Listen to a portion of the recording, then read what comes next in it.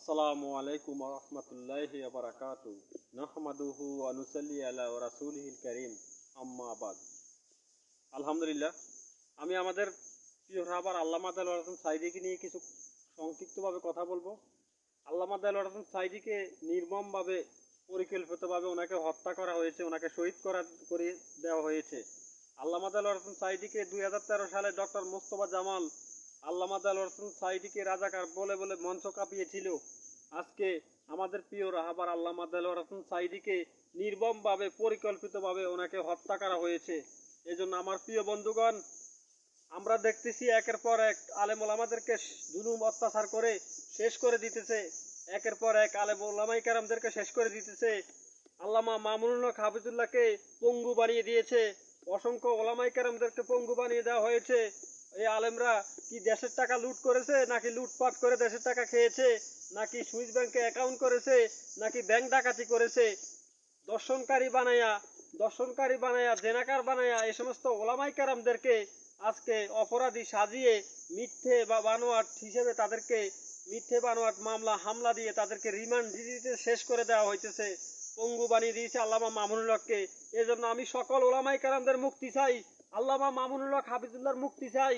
যত আল্লামা ওলামায়ে কেরামরা আছে, যত মাওলানারা আছে, আলেম ওলামাদেরকে অবিলম্বে মুক্তি দিতে হবে, অবিলম্বে তাদেরকে মুক্তি দিতে হবে।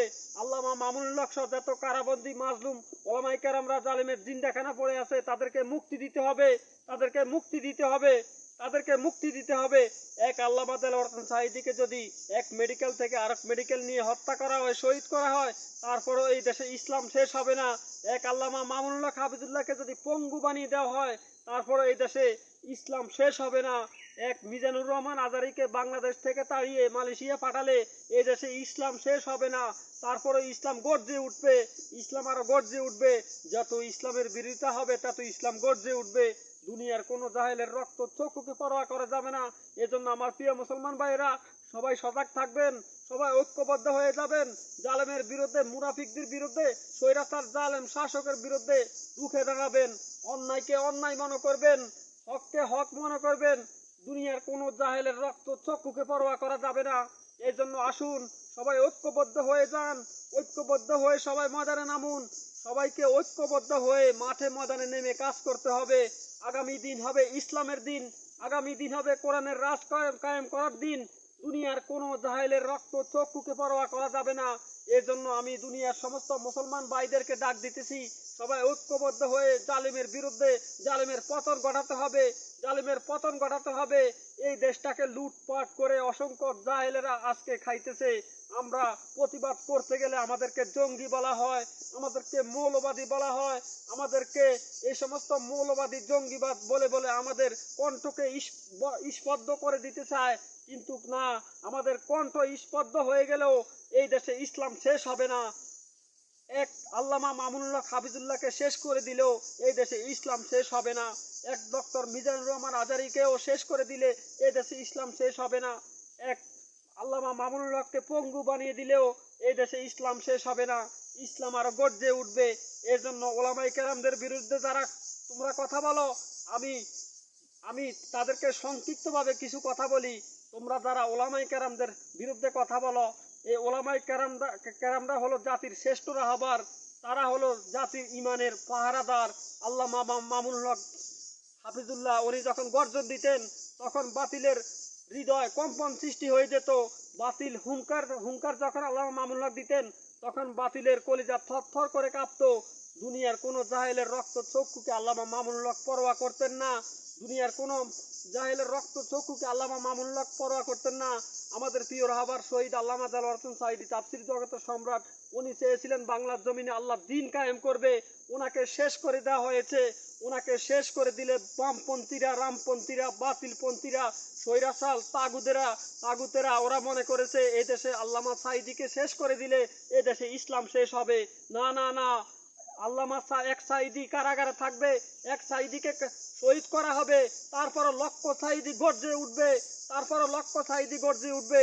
এক সাঈদীকে কারাগারে রাখা হলে লক্ষ সাঈদী গর্জে উঠবে। দুনিয়ার কোনো জাহেলের রক্ত চক্ষুকে পরোয়া করবে না। এজন্য আসুন আমার প্রিয় মুসলমান ভাইয়েরা, আপনারা যারা ওলামায়ে কেরামদের পক্ষে কথা বলেন, আপনারা যারা আলেম ওলামাদের পক্ষে কথা বলেন, সবাইকে গর্জে উঠতে হবে, সবাইকে গর্জে উঠতে হবে। মুসলিম সংগঠনগুলিকে আরো শক্তিশালী হিসাবে আমরা দেখতে চাই, আমরা শক্তিশালী হিসাবে দেখতে চাই। আগামী দিন হবে ইসলামের দিন, আগামী দিন হবে কোরআনের রাজ কায়েম করার দিন, আগামী দিন হবে ইসলামের দিন। হাইকোর্ট, সুপ্রিম কোর্ট, জজ কোর্ট, পার্লামেন্ট সমস্ত কিছু আল্লাহর কোরআন দিয়ে চলবে, সমস্ত কিছু আল্লাহর কোরআন দিয়ে চলবে। এই জন্য আমরা কারো জাহেলের রক্ত চক্ষুকে পরোয়া করব না। কোনো মুনাফিক শক্তি, কোনো স্বৈরাচার শক্তি, দুনিয়ার কোনো হেলমেট বাহিনী, পুলিশ বাহিনী, র্যাব বাহিনী, বিডিআর বাহিনী, আর্মি বাহিনী, এগুলিকে আমরা পরোয়া করব না।